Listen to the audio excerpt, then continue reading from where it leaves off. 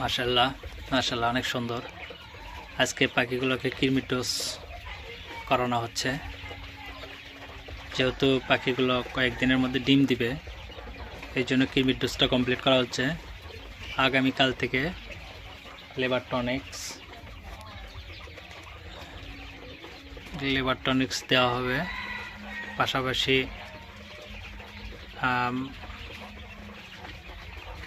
Multivitamin দেওয়া হবে।